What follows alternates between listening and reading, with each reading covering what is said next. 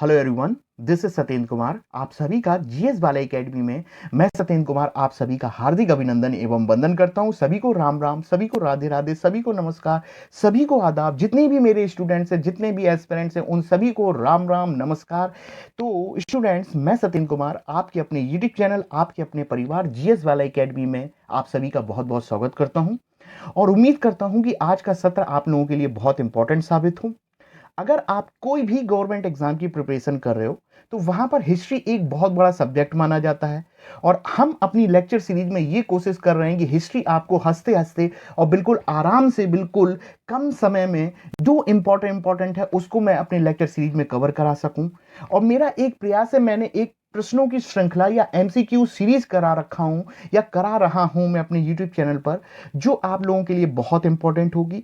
और इस MCQ series के माध्यम से मैं हर टॉपिक की थ्योरी को कवर कराने की कोशिश करूंगा जो आपके एग्जाम के लिए इंपॉर्टेंट है। तो सभी स्टूडेंट्स हिस्ट्री की तैयारी कर रहे हैं तो यूट्यूब चैनल पर विजिट कीजिए और हमारे लेक्चर को एंजॉय करने की कोशिश कीजिए। और मैं आज का आपका लेक्चर स्टार्ट करने जा रहा हूं जिसमें मैं आपको जैनिज्म या जैन धर्म से संबंधित कुछ क्वेश्चंस को सॉल्व कराने की कोशिश करूंगा। उम्मीद करता हूं कि लेक्चर को देखने के बाद आप चैनल को लाइक, शेयर और सब्सक्राइब अवश्य करेंगे, लेकिन लेक्चर को पूरा वॉच करिएगा। तो आइए आज के लेक्चर को हम लोग स्टार्ट करते हैं। तो कौन बनेगा करोड़पति का पहला क्वेश्चन आपकी स्क्रीन पर ये रहा कि which of the following is common in both Buddhism and Jainism. यानी कि वो ये बोलना चाह रहा है कि इनमें से चार ऑप्शनों में से ऐसा कौन सा है जिसमें बुद्धिज्म और जैनिज्म में समानता देखने को मिलती है या कॉमन है। तो ध्यान से ऑप्शन सुनिएगा। नॉन वायोलेंस, बी है वायोलेंस, सी है आपका त्रिरतन और डी है आपका ट्रुथ। तो बहुत ध्यान से देखिएगा, चाहे वो जैन रिलीजन हो चाहे बुद्धिज्म हो, दोनों ने ही वायोलेंस को या अहिंसा को सपोर्ट बिल्कुल किया ही नहीं है। यानी कि ऑप्शन बी तो आपका हो ही नहीं सकता है, बी को तो आप क्रॉस कर दीजिए, गलत है टोटली। चलिए सी ऑप्शन को चेक करते हैं। सी ऑप्शन बोलता है त्रिरतन, और हमें बहुत अच्छी तरीके से याद है बेटा कि त्रिरतन का कॉन्सेप्ट जो था वो जैन धर्म से संबंधित है, ना कि बौद्ध धर्म से संबंधित है। बौद्ध धर्म में तो त्रिपिटक का कॉन्सेप्ट था, याद कीजिए, सुत्त पिटक, विनय पिटक और धम्म पिटक का कॉन्सेप्ट जो था वो बुद्धिज्म से है।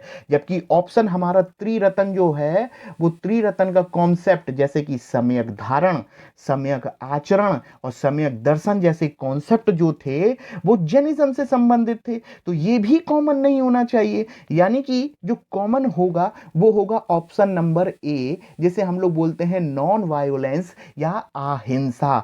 दोनों में ही आपका कॉमन माना जाता है। यानी कि इस क्वेश्चन का राइट आंसर आपका होगा नॉन वायोलेंस। डी बिल्कुल राइट, डी भी सही हो सकता है लेकिन बिल्कुल हमें राइट आंसर चाहिए ना। डी ऑप्शन बोल रहा है ट्रुथ, यानी कि ट्रुथ यानी कि सच्चाई, जीवन की सच्चाई क्या है। दोनों ने ही जीवन की सच्चाई जैसी चीजों पर बातें करी हैं, लेकिन एक लॉजिकल एक वे आ जाए कि हमें एक राइट आंसर निकालना है, बिल्कुल जो उनकी थ्योरी में स्पष्ट रूप से देखने को मिलता है वो नॉन वायोलेंस है। क्योंकि हम जानते हैं कि दोनों ही धर्मों का उदय जो हुआ था कि उस समय जो होता था कि धर्म कर्म कांड जैसी चीजें हो रही थी, जाति व्यवस्था हार्ड हो रही थी, हिंसात्मक व्यवहार देख रहे थे कि लड़ाई झगड़े भी बहुत होने लगे थे। इन सब चीजों से उठकर इन धर्मों का निर्माण हुआ था जैनिज्म में और बुद्धिज्म में, और दोनों ने ही अहिंसा को सपोर्ट बिल्कुल नहीं किया। तो ऑप्शन नंबर ए आप बिल्कुल राइट लगाइएगा।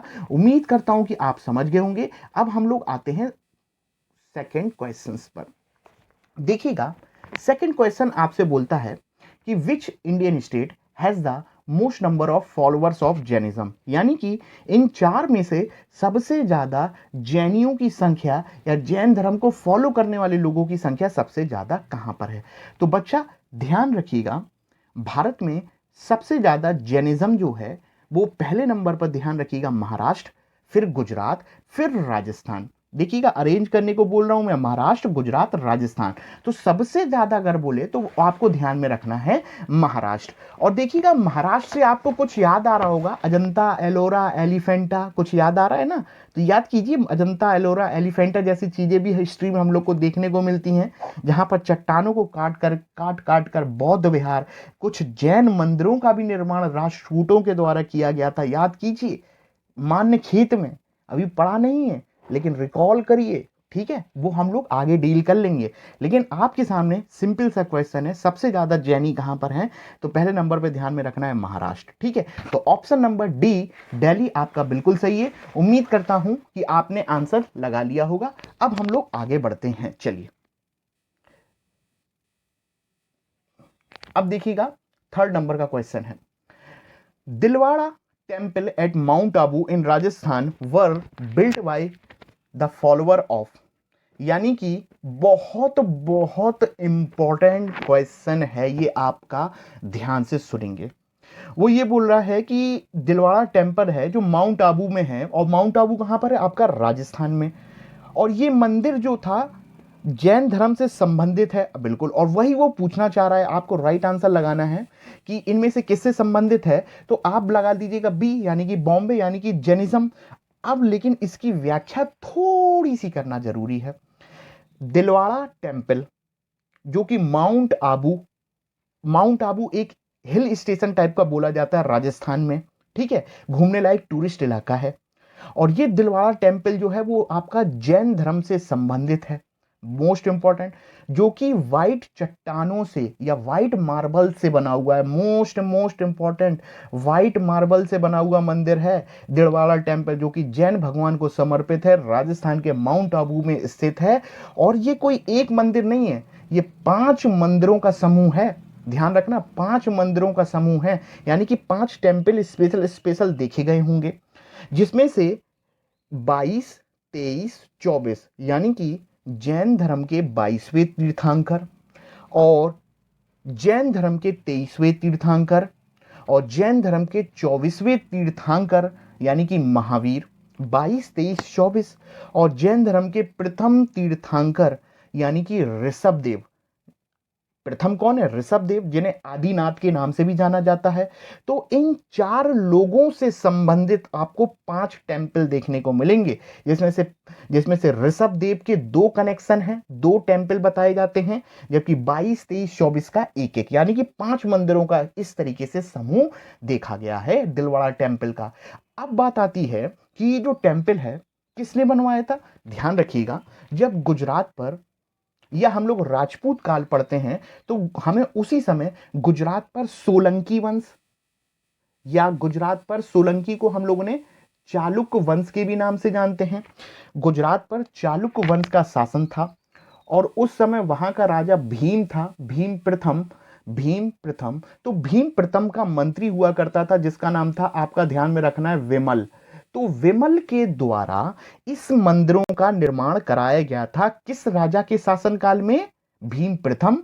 और भीम प्रथम जो था वो सोलंकी या चालुक्य वंश से संबंधित था। मोस्ट मोस्ट इंपॉर्टेंट है, जो मैंने आपके साथ थोड़ी सी जानकारी शेयर कीजिए। देखिए, कुछ भी चीज पढ़िए, क्वेश्चन आता है तो उससे संबंधित कोशिश करिए कि 1-2 क्वेश्चन और भी निकल के आ जाए, ताकि हमें एक क्वेश्चन ना रहे, लिंक करते जाओगे ना तो बहुत सारी चीजें बनती जाएंगी। उम्मीद करता हूं कि आपने आंसर लगा लिया होगा, बी आपका जैनिज्म बिल्कुल सही है, दिलवाड़ा टेम्पल आपका। चलिए अब हम लोग नेक्स्ट स्लाइड पर आगे बढ़ते हैं।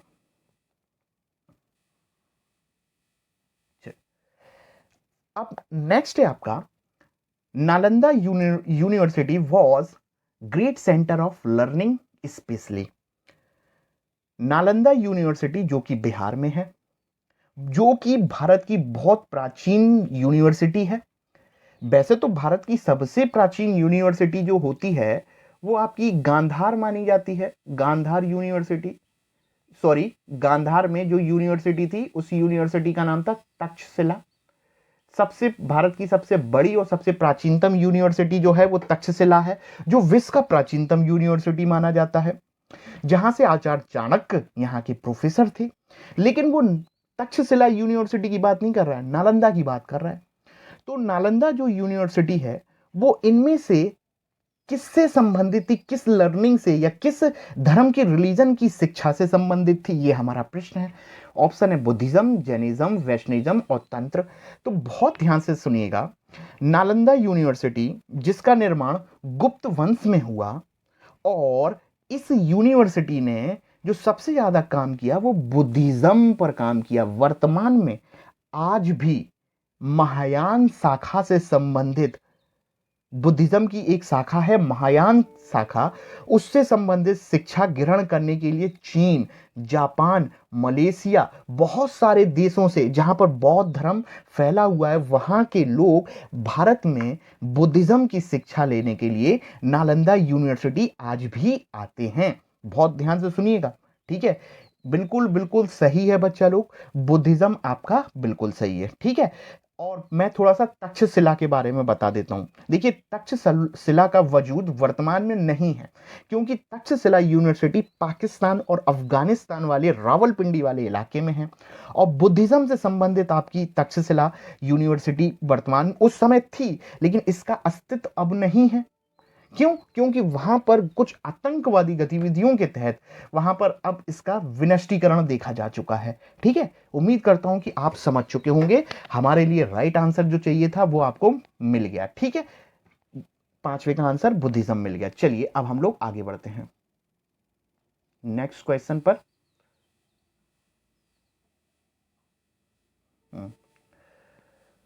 चलिए, most important, Chandragupta Maurya was an ardent follower of. Simple सी बात है भाई, चंद्रगुप्त मौर्य जो मौर्य वंश के संस्थापक हैं, मौर्य वंश के प्रथम राजा भी बोल सकते हैं, जिन्होंने आचार्य चाणक्य यानी कि कौटिल्य यानी कि विष्णुगुप्त, बहुत ध्यान से सुनिएगा, बहुत सारी बातें बोल रहा हूं मैं। चंद्रगुप्त मौर्य मौर्य वंश के संस्थापक, जिन्होंने मौर्य वंश की स्थापना की, लेकिन किसकी सहायता से की? आचार्य चाणक्य की सहायता से। और चाणक्य को इतिहास में बहुत सारे नामों से जाना गया है, विष्णुगुप्त, कौटिल्य और चाणक्य तो है ही। और इन्हीं ने ही एक पॉलिटिकल डॉक्यूमेंट या भारत का राज्य व्यवस्था से संबंधित या भारत का कॉन्स्टिट्यूशन या संविधान से संबंधित या भारत के विधि से संबंधित राजनीति व्यवस्था से संबंधित एक ग्रंथ लिखा था, जिसे आप लोग जानते हो अर्थशास्त्र। इन्हीं चाणक्य की सहायता से चंद्रगुप्त मौर्य ने मौर्य वंश की स्थापना करी। और मौर्य वंश के जो संस्थापक चंद्रगुप्त हैं, इनमें से किसको फॉलो किया उन्होंने? सिख को, जैनिज्म को, बुद्धिज्म को और जुइज्म को। तो बहुत ध्यान से सुनिएगा, अब मैं थोड़ी सी बात बोलना चाहूंगा। याद कीजिए यार, चंद्रगुप्त मौर्य अपने जीवन के अंतिम वर्षों में सब कुछ छोड़ छाड़ के दक्षिण भारत चले गए, साउथ इंडिया चले गए, मैसूर, कर्नाटक। और जब वो साउथ इंडिया पहाड़ियों पर चले गए, दक्षिण भारत चले गए, और उन्होंने सब कुछ त्याग करके जैन धर्म को स्वीकार करा। और भद्र बाहु के नेतृत्व में जैन धर्म की शिक्षा ली। और जैन धर्म की शिक्षा लेने के बाद इन्होंने अपना उपवास के द्वारा शरीर को त्याग दिया। बहुत इंपॉर्टेंट बात बोलने जा रहा हूं, इन्होंने अपने शरीर को जो त्यागा था, या इनकी जो डेथ या जो मृत्यु हुई है, वो उन्होंने जैन धर्म की एक प्रथा होती है संलेखना, संलेखना के तहत इन्होंने अपना शरीर का त्याग किया था। अब स्टूडेंट्स, आपके मन में आ रहा होगा कि ये संलेखना होता क्या है। देखिए, संलेखना एक कस्टम या एक प्रथा है जैन धर्म में, जहां पर व्रत के माध्यम से, या ऐसा लगे कि आत्मा जो है हमारी, या शरीर जो है मलिनता से लिप्त हो चुका है, या कुछ हम ऐसे कर्म कर चुके हैं जो नहीं करना चाहिए थे, और जब हमें लगे कि हम व्रत के माध्यम से अपने शरीर को त्याग करके इन गलत काम की क्षमा मांग रहे हैं, या हमें बिल्कुल और बिल्कुल जो हम एक क्षमार्थी की क्षमा मांग रहे हैं, यानी कि व्रत के माध्यम से अपने शरीर को त्याग देना या माफी मांगना, या कुल मिला के शरीर को त्याग देना, एक डेथ जैसी चीजों को जैन धर्म में संलेखना का नाम दिया गया है, जिसमें इंसान कुछ नहीं करता है, वो खाना पीना छोड़ देता है, व्रत रखता है, 10 दिन का हो सकता है, 15 दिन का हो सकता है, और वो आत्मा की मलिनता को दूर करने की कोशिश करता है। तो उसी से संबंधित संलेखना है। वर्तमान में तो आपने देखा होगा कि संलेखना पे बहुत सारा राजस्थान में और गुजरात में विवाद होते हुए देखने को मिला था। क्यों? क्योंकि ये जैन धर्म का है। और जैन धर्म की एक प्रथा है, और हमें संविधान बोलता है कि 25 से 28 में धार्मिक स्वतंत्रता दी गई है, हम किसी के धार्मिक मामले में हस्तक्षेप नहीं करेंगे। लेकिन संलेखना जो प्रथा है, इसमें जब इंसान खाना पानी बंद कर देता है और अपने शरीर की मुक्ति चाहता है, या पश्चाताप करता है, या व्रत के माध्यम से आत्मा को त्याग देता है, शरीर को त्यागने का काम करता है, तो शरीर बिना खाए पिए कमजोर होता है और लोग जो होते हैं धीरे धीरे मरने लगते हैं। तो इसमें बहुत सारा कंट्रोवर्सी आपका छुपा हुआ था, देखने को हमें मिला था। इससे संबंधित प्राचीन क्वेश्चन भी हम लोग को देखने को मिले हैं, जो सिविल सर्विस के लिए इंपॉर्टेंट हुए थे उस वक्त, आज भी हो सकते हैं। तो हमारे लिए जो ऑब्जेक्टिव चीज है वो आपको ध्यान में रखना है। तो ये चले गए थे आपका, इन्होंने जैन रिलीजन स्वीकार कर लिया था। आपका बी बिल्कुल सही है, जैनिज्म। ठीक है, बॉम्बे आपका बिल्कुल सही है। उम्मीद करता हूं कि इसका आंसर आप लोगों ने लगा लिया होगा। चलिए आगे बढ़ते हैं। चलिए अब ध्यान से देखेंगे। अब नेक्स्ट क्वेश्चन है बच्चा लोग, in which Indian religion there are 24 tirthankars. ठीक है, तीर्थकर भी बोलते हैं। देखिएगा, तीर्थंकर या तीर्थकर जैसे शब्द जो हैं जैनिज्म से संबंधित हैं, और हमें पता है कि जैनों में कितने तीर्थकर आए आपके, 24। अब देखिएगा, हमने आंसर तो लगा दिया कि जैनिज्म बिल्कुल सही है, ठीक है, लेकिन भाई 24 में हमें 24 याद नहीं रखने की 24 कौन कौन आए थे, लेकिन कुछ ऐसे होंगे जैसे पहला, दूसरा, 22वां, 23वां, 24वां और 18वां और 19वां आपके लिए इंपॉर्टेंट है। ठीक है, तो जितने मैंने नंबर्स बोले हैं ये तो आपको पता ही होना चाहिए, क्योंकि दिन प्रतिदिन कंपटीशन हार्ड हो रहा है कंपटीशन। तो हो सकता है कि वो 24 ना पूछे, 23 ना पूछे, 19वां पूछ ले, या ये पूछ ले इनमें से कौन सा था जो 24 तीर्थंकर में महिला होने के संकेत मिलते हैं। इससे संबंधित क्वेश्चन आएगा, मैं आपको बताऊंगा बिल्कुल। ठीक है, अभी आप इतना ध्यान में रखिएगा। पहले आपके थे ऋषभदेव, जिसे आदिनाथ के नाम से जाना जाता है, और स्वयंभू के नाम से भी जाना गया है। ठीक है, और 24वें कौन है आपके, वर्धमान महावीर, वर्धमान महावीर। ठीक है, 24 में है। इनको तो जैन धर्म का वास्तविक संस्थापक माना जाता है। ठीक है, उम्मीद करता हूं कि आप समझ गए होंगे। इसका आंसर आप लोगों ने लगा ही दिया होगा जैनिज्म पे। चलिए आगे बढ़ते हैं। अब हम लोग, गर्मी है, लाइट नहीं आ रही है थोड़ी सी यहां पर अपने शहर में, लेकिन कोई बात नहीं, लेक्चर पूरा शूट करना है, पूरा कंप्लीट करना है, तो धैर्य बना के रखिएगा, पेशेंस बना के रखिएगा, गर्मी बढ़ती जा रही है। चलिए अब नेक्स्ट क्वेश्चन पे आते हैं। Question 10, with which religion is Kaivalya associated, यानी कि किस धर्म से केवल्य को जोड़ा गया है। बहुत ध्यान से सुनिएगा, क्या है ये केवल्य जिसको एसोसिएट कर रहे हैं किसी रिलीजन से।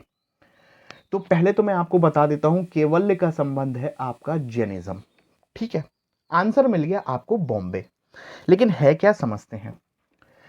हम बहुत अच्छी तरीके से जानते हैं कि जैन धर्म में 24 गुरु आए, और इन 24 गुरुओं को तीर्थंकर के नाम से जाना गया है, जिसमें वर्धमान महावीर जैन धर्म के वास्तविक संस्थापक माने जाते हैं, जिन्होंने 30 वर्ष की उम्र में घर छोड़ दिया और 12 वर्ष तक तप करते हुए 42 वर्ष की उम्र में साल वृक्ष के नीचे जुम्भिक ग्राम में ज्ञान प्राप्त किया।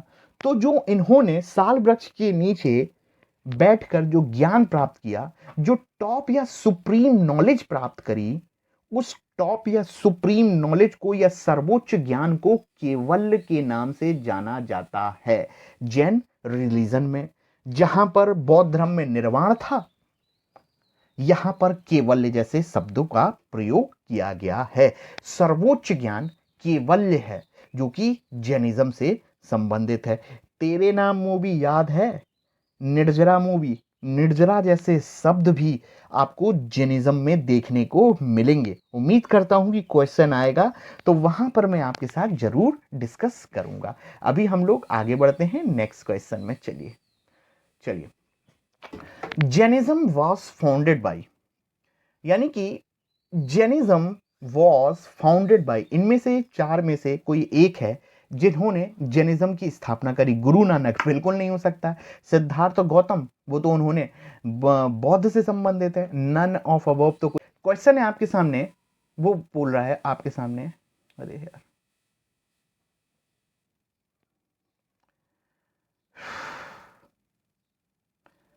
बहुत दिक्कत होती है।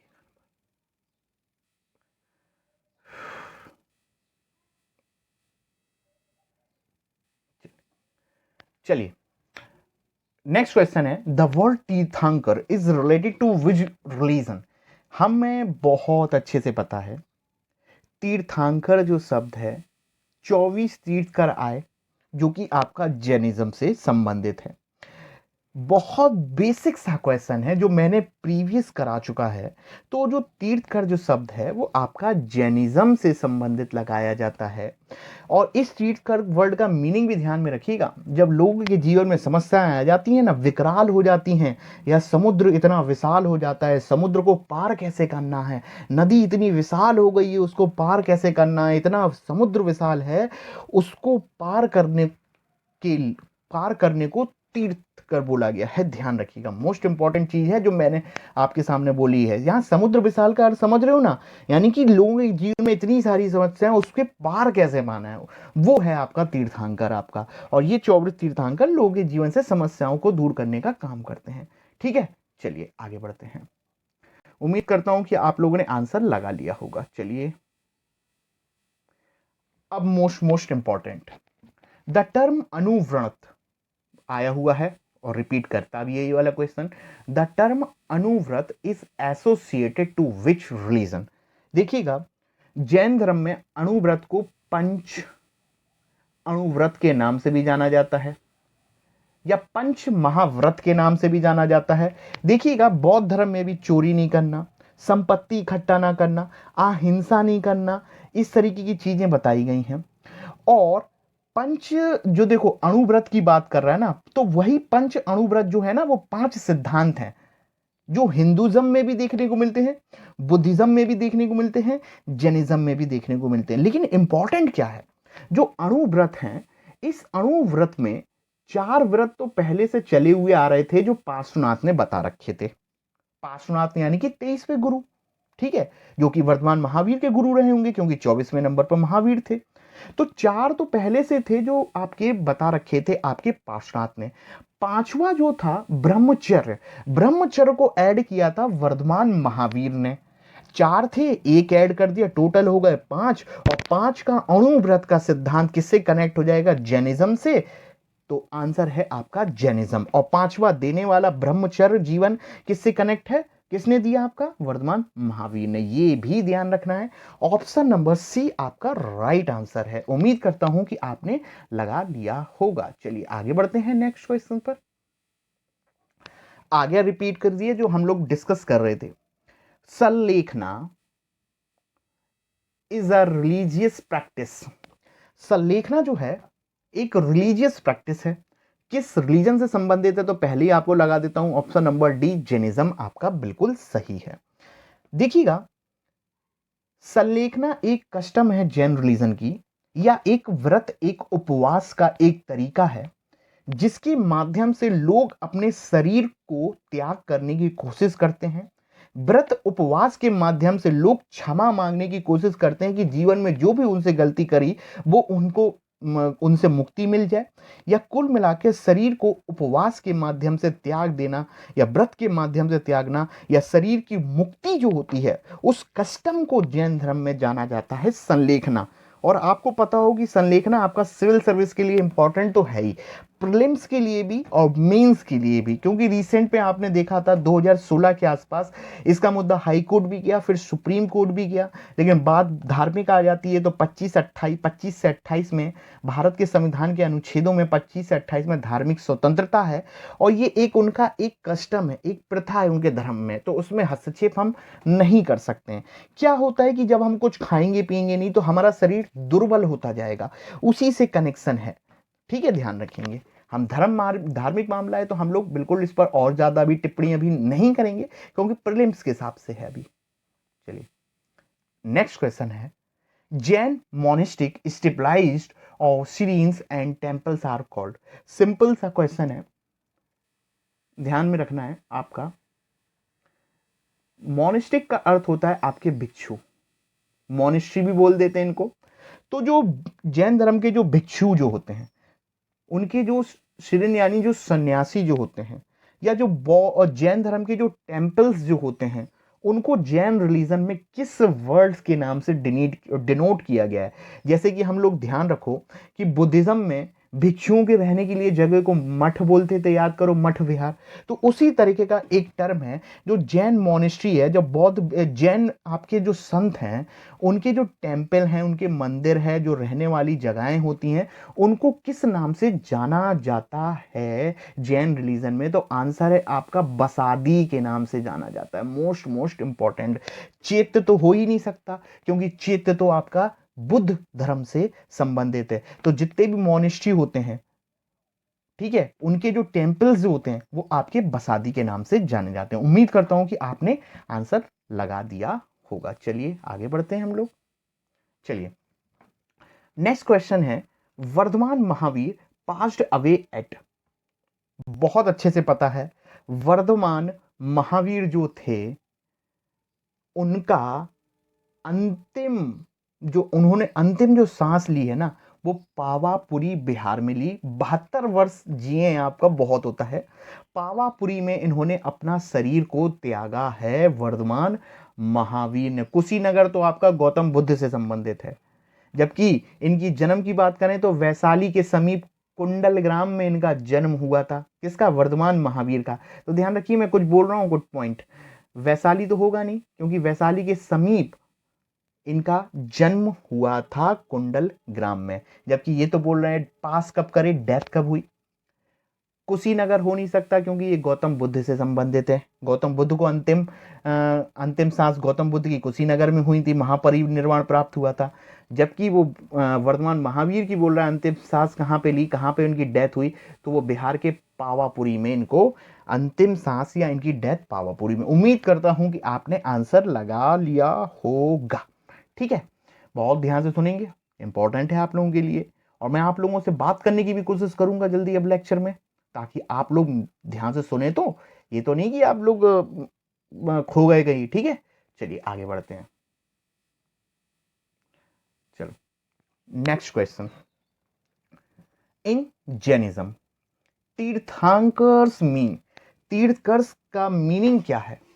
ठीक है, तो थोड़ी देर पहले मैंने आपको बताया था, बहुत आसान शब्दों में आपको डायरेक्ट आंसर देना है। 4 ऑप्शन देख लीजिए, God and the supreme being, those who guide man and women across the river of existence. अरे बिल्कुल यही तो बताया था मैंने, कि तीर्थकर का अर्थ ये है कि एक तीर्थकर, जो 24 तीर्थकर आए आपके, वो आपके गुरु हैं। वो आपको रास्ता दिखाएंगे कि कैसे समुद्र पार करना है, कैसे रिवर पार करना है, कि जीवन में आ जाए समस्याएं। तो उन्हीं के लिए हम लोगों ने तीर्थकर शब्द का इस्तेमाल किया। इंपॉर्टेंट है, वो पूछेगा कि what is the meaning of tirthankar, तो आपको बताना है कि तीर्थकर का जैन रिलीजन में बताया गया है कि जब आपके सामने विशाल समुद्र हो और विशाल समुद्र को पार करना हो, तो एक गाइड कैसे मदद करेगा, या आपको उस विशाल समुद्र को, विशाल नदी को कैसे पार करना है। कुल मिला के लोगों के जीवन में इतनी विशाल अगर समस्याएं आ जाएं, तो उन इतनी विशाल समस्याओं को पार कैसे पाना है, वो आपका क्या कहलाएगा? तीर्थकर। उम्मीद करता हूं ऑप्शन नंबर बी बॉम्बे आप लोगों ने लगा लिया होगा। ठीक है, थैंक यू। चलिए आगे बढ़ते हैं।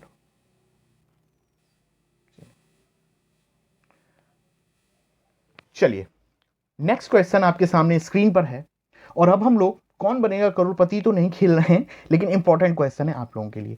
First Jain council was convened at? Most important, याद कीजिए, बौद्ध धर्म में 4 बौद्ध संगीति हमने डिस्कस करी थी।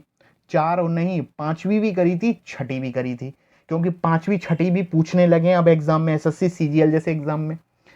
अब जैनिज्म की बात आ रही है, तो जैनिज्म में 2 जैन काउंसिल या जैन संगीति का आयोजन किया गया। ठीक है, मोस्ट इंपॉर्टेंट। प्रथम जैन संगीति, बच्चा लोग ध्यान में रखना, प्रथम जैन संगीति आपकी हुई थी पाटलिपुत्र पटना में, चंद्रगुप्त मौर्य के समय हुई थी। चंद्रगुप्त मौर्य के समय हुई थी पहली जैन संगीति, जहां पर आपका विवाद हो गया था श्वेतांबर और दिगंबर के बीच में विचारों को लेके। स्थलबाहु और भद्रबाहु के बीच में दीवार खिंच गई, या मैं ये बोलूं श्वेतांबर और दिगंबर का विभाजन देखने को मिलता है। याद कीजिए, होता क्या है, एक कहानी मैंने आपको प्रीवियस लेक्चर में डिस्कस करी थी कि चंद्रगुप्त के अंतिम समय में मगध में अकाल पड़ा। उस अकाल के समय बहुत ज़्यादा समस्याएं आई। तो जो मगध में जो जैन सन्यासी थे, कुछ जैन सन्यासी मगध को छोड़ के, बिहार को छोड़ के साउथ इंडिया दक्षिण भारत चले गए। और दक्षिण भारत जाने के बाद उन्होंने वहां पर जैन धर्म का प्रचार किया।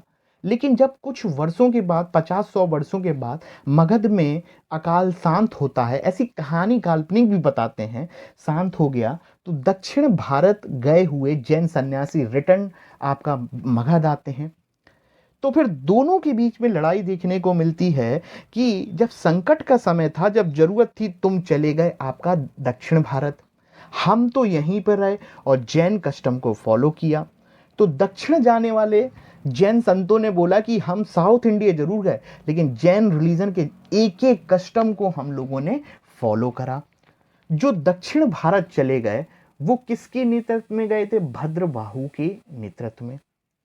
जो मगध में ही रहे, और मगध का जैनों का लीडर जो रहा वो आपका स्थलबाहु कहलाया। ध्यान रखिएगा। तो कुछ नहीं, विचारों की लड़ाई देखने को मिली। जो दक्षिण चले गए, दक्षिण में आता है दा, और दा से बनता है दिगंबर, यानी कि दक्षिण जाने वाले जैनों को बोला जाता है दिगंबर। और जबकि मगध बिहार में जो रहे, जिन्होंने सफेद वस्त्र धारण करे, वो कहलाए आपके श्वेतांबर। श्वेतांबर वाले वो हो गए स्थलबाहु के नेतृत्व में, और जो भद्रबाहु जो लेके चला गया वो हो गए आपके